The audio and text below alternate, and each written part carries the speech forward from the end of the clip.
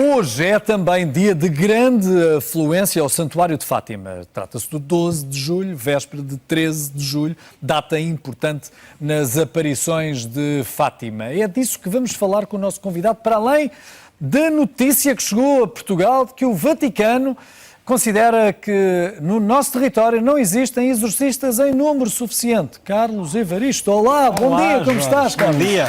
Muito obrigado e é sempre um gosto receber-te aqui. Obrigado. Olha, começa por nos recordar que visão tiveram os pastorinhos no 13 de julho. No dia 13 de julho houve talvez uma das visões mais emblemáticas da história da Igreja, mas também da história de Fátima, que é a visão do segredo. Um tableau, digamos, de imagens, como se estivessem a passar um filme, que as crianças viram e que começou pela abertura... As três, viram as três, os três pastorinhos. Viram a abertura do chão diante deles e uma visão aterrorizadora do inferno. A visão do inferno é a primeira parte do segredo, o segredo dividido em três partes, um segredo profético, a imagem profética. Sim. Que, através de símbolos, retratava, digamos, aquilo que se passou ou se veio a concretizar durante o século XX, envolvendo as perseguições à Igreja e ao cristianismo, e os mártires que sofreram, e particularmente o Santo Padre, sobre o comunismo ateu russo, soviético. Essa terceira parte do segredo, que é a mais falada, a mais famosa, digamos, é aquela também mais problemática, porque muita gente contesta... no tempo também. Sim.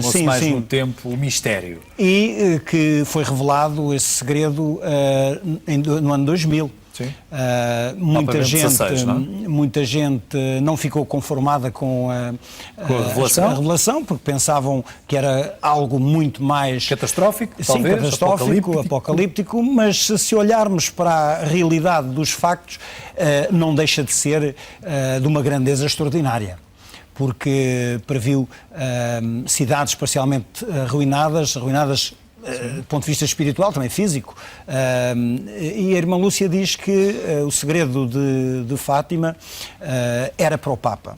Era para o Papa e ele, se quisesse, podia revelar, ela aconselharia que não, mas decidiu no ano 2000 revelar. Nós estamos aqui a ver algumas fotografias de Salvador Dalí. É verdade, é verdade. Perceber porque é que elas estão enquadradas... Ora bem, é a visão do inferno de representação de Salvador Dalí.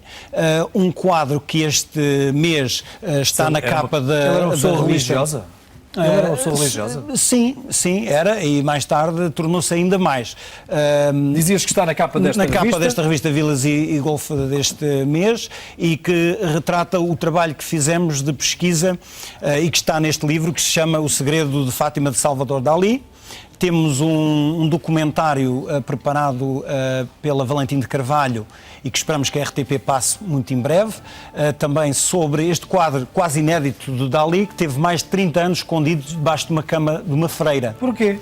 Isto porque, na altura em que foi encomendado, em 1960, o Sr. John Affert, do Exército Azul, tencionava que ele fosse revelado, que fosse utilizado a quando da revelação do segredo, que pensavam que seria no ano 60, e que ajudaria a juventude, associando-se a um pintor polémico e bastante famoso, a aceitar a realidade da existência do inferno. Ele próprio teve problemas com a execução deste quadro, demorou 2 anos, destruiu vários exemplares, isto porque, e aqui temos uma cópia, usava sempre a sua mulher para retratar Nossa Senhora. E achou que neste quadro não devia de associar a mulher. E então andou durante anos, e temos várias obras, uma delas o Conselho Ecuménico, que está nos Museus do Vaticano, nas galerias de arte moderna, e que durante esse período retrata Nossa Senhora sem rosto, porque estava à procura de um rosto que se associasse como mãe, talvez. Acabou por retratar a própria mãe. Neste quadro retrata a sua própria conversão. e então a história é muito comovente, porque é a sua procura, digamos, o reatar. Procura pela espiritualidade. Pela espiritualidade. Sabemos que depois da realização deste quadro, a arte sacra realizada por ele triplicou. E nós sabemos que, a partir deste quadro, ele raramente usava a mulher como modelo para... A irmã Lúcia chegou a ver este quadro? Havia uma cópia deste quadro numa altura em que nós visitamos o Carmelo com o bispo Sullivan, do Exército Azul, isto numa altura em que o quadro veio para Portugal depois de ser descoberto e esteve cá pelos 75 anos em exposição. Sim. Realmente, este quadro é uma obra fantástica, pouco conhecida, e agora, como o Dalí também voltou a ser notícia, não é? Porque temos uma suposta filha que está a tentar... um dos temas mais badalados em Espanha nesta altura, não é? É verdade. Vai exumar o corpo do senhor e tudo. Não sabemos se é. Ele costumava dizer que repetia muito o que o pai tinha feito em vida, e o pai teve uma filha fora do casamento. De maneira que não sabemos, e houve alguém que me... Mas também esta senhora também tem várias histórias que conta que são um pouco diferentes. Olha, tu trouxeste aqui uma série de elementos até para não fugirmos do tema que nos trouxe cá, não é? Exatamente. Ora bem, porque esse dará outra conversa. Dará outra história. Dará outra história. É que a senhora vai ficar muito rica se provar que... Pelo menos leva 25% da fortuna, que está avaliada em 300 milhões. Só. Mas é coisa pouca. A Fundação da Alia que não vai gostar disso. Ora bem, aqui temos alguns dos trabalhos que mostram a entrevista que nós tivemos em 92, 93 com a irmã Lúcia, durante a qual ela esclareceu pela primeira vez alguns dos aspectos que eram mais controversos e continuam a ser a conversão da Rússia. Muita gente pensava que era uma conversão instantânea, a consagração da Rússia, que muita gente diz que não está feita, e que a irmã Lúcia, nessas entrevistas, confirmou. As entrevistas, alguns certos destas entrevistas encontram-se nesta série de Manuel Aroca, da Valentim de Carvalho, que está na RTP, os vídeos da RTP, e que tem algumas cenas desta entrevista em que a irmã Lúcia esclarece que, de facto, as coisas não são como muita gente por aí diz. Aqui temos um DVD com... como eu disse, este trabalho... Em português como o melhor segredo de Dalí. Em português é o Segredo de Fátima, de Salvador Dalí, também um trabalho da Valentim de Carvalho, e como eu disse, que esperamos que a RTP passe muito em breve, mas eu também vos trouxe, a propósito do tema dos exorcismos, não é? Sim. Portanto, do 12 para 13 estamos conversados. Temos muito que falar, podemos falar muito mais se quiseres. A consagração de 1984, segundo a irmã Lúcia, a coisa que mais me fascinou e chocou era que, e não sei se tem aí um excerto da entrevista, do vídeo que podemos passar, vamos quando estiverem prontos, digam. Sim. Ela disse que a consagração de 84 não só foi válida, porque o Papa consagrou o mundo. E muita gente diz, mas não consagrou a Rússia. E então, não sendo a Rússia consagrada, portanto, não está cumprido o pedido de Nossa Senhora. No entanto, ela disse que não só foi aceito pelo céu, como preveniu uma guerra atómica, e com isso quer dizer nuclear, que iria ocorrer em 1985. Portanto, estivemos assim tão próximos de um confronto nuclear. Ora, isso realmente foi a coisa mais reveladora de tudo isso. E se olharmos para o segredo começa com um anjo com uma espada de fogo prestes a incendiar o mundo. Sim. Mas o coração imaculado de Maria, a luz que sai do coração, impede que essa espada caia sobre a terra. Ora bem, quanto a mim, isso parece realmente essa catástrofe nuclear. Para os crentes, fará sentido, não é? Faz algum sentido. Meu querido amigo, o nosso tempo vai acelerando e nós vamos perdendo também a noção de como ele se esgota. Temos de ir para o segundo tema desta nossa conversa, que é este aviso do Vaticano, de um exorcista do Vaticano, que alertou Portugal que estamos com poucos exorcistas. Ora bem, estaremos a precisar assim tanto de exorcistas? ora, o rito de exorcismo e o ofício de exorcista existe desde há muito tempo. O próprio Jesus Cristo expulsava demónios. O facto é que esses poderes de exorcizar são exclusivos dos bispos. E os bispos delegam esses poderes em determinados padres que mostram aptidões e santidade, fama de santidade, para poderem enfrentar, discernir, verificar se realmente se trata de uma possessão, se é outra coisa, se é problemas de foro psicológico, psíquico. E temos quantas pessoas com essa capacidade? 6 em Portugal? Ora bem, dizem que sim. Agora, é assim, há dioceses que realmente descarta a ideia de ter os exorcistas, provavelmente não tem grandes fenómenos. Não foi? O filme, em muitos países ajudou, em outros criou uma certa aura de ficção que aterrorizou muita gente. Para fazer realmente os exorcismos, são precisos alguns elementos. Eles contam com, muitas vezes, o crucifixo, sacramentais, como o terço, como as medalhas milagrosas, também as medalhas de São Bento, água benta exorcizada com sal, bento. Isto porquê? Porque quando a água evapora, o sal permanece, então a bênção e o ritual permanece no local. As relíquias, muitas vezes basta as relíquias para o toque das relíquias para saber se a pessoa está possessa ou se é outro mal psicológico que a pessoa padece. Muitas vezes basta isso. E depois o ritual, também muitas pessoas podem, como uso particular, a oração de Leão XIII, o pequeno exorcismo de São Miguel. Eu trouxe aqui um caso muito emblemático. Isto é o padre, portanto, que realizou um exorcismo em 1972. Ele aqui está com o ícone de Nossa Senhora de Kazan. O padre Karl Patzel. O padre Karl Patzel, que lutou contra uns demónios que não era possessão, porque possessão é uma pessoa que fica possessa do demónio, manifesta poderes sobrenaturais, conhecimentos de coisas que muitas vezes as pessoas não têm, mas muito mais difícil por vezes é tirar os demónios de locais e que se manifestam através de várias casas assombradas.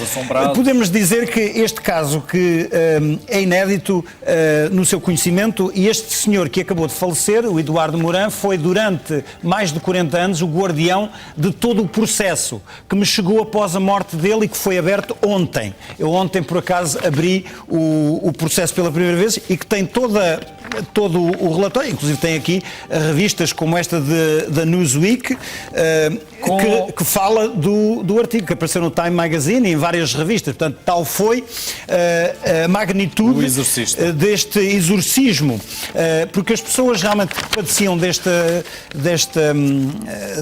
praga, deste mal, e aqui temos fotografias que pela primeira vez estão a ser mostradas na televisão.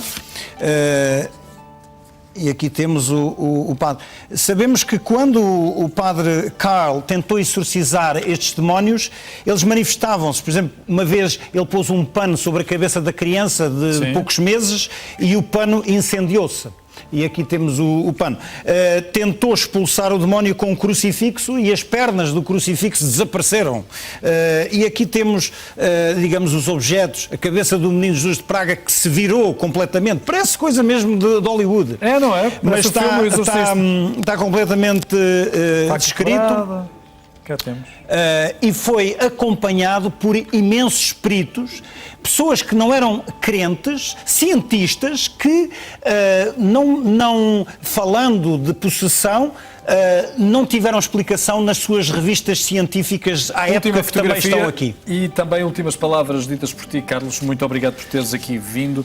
Eu vou precisar depois que numa próxima ocasião venhas cá explicar porque é que as hóstias têm que ter glúten. Que é também podemos explicar uma das últimas informações que nos chegaram do Vaticano. Os intolerantes ao glúten não podem tomar a hóstia, não podem comungar. Sim, é verdade, meus amigos. Essa também é uma realidade com a qual temos de conviver. Foi notícia ontem. Em época de férias, não se esqueça de conhecer melhor o seu país. Hoje o Hélder Reis dá-lhe uma sugestão para as suas férias. Conheça o riquíssimo Museu do Traje, que tem como anexo o bonito Parque Botânico de Monteiro Mor, um verdadeiro paraíso. Respire. Seja bem-vindo a este pulmão verde de Lisboa. O Parque Botânico do Monteiro Mor e o Museu Nacional do Traje. Uma combinação perfeita de natureza e estética. Quem vem até este vosso jardim, o que é que pode usufruir? À nossa direita temos a vossa Menina dos Olhos. Temos a nossa araucária, uma das mais antigas de Portugal, se não mesmo a mais antiga, com cerca de 45 metros. Ninguém diria que o Museu de Traje tivesse uma preocupação botânica tão forte. O museu está instalado num palácio do século XVIII, mais ou menos, e que tinha já esta quinta associada. Depois foi comprado por uma outra família, pelos Palmela, no primeiro quartel do século XIX, e foram anexadas duas quintas vizinhas, esta e a outra do Monteiro Mor, mesmo aqui assim ao lado, que também tem um pequeno palacete. É uma boa premissa para depois se conhecer e viajar pela importância do traje socialmente, antropologicamente, esteticamente? Absolutamente, até porque a Quinta de Recreio portuguesa é muito característica da nossa história, do nosso tempo do 18, essencialmente, prolongando-se até mais tarde, até aos nossos dias. Esta é praticamente uma das únicas sobrevivências, das poucas sobrevivências na zona de Lisboa, e portanto logo isso dá-nos um contexto histórico e social. E depois todos os motivos vegetalistas ou mesmo zoomórficos também estão presentes nos tecidos. Entramos no Palácio Angeja Palmela, que é Museu do Traje desde 1976.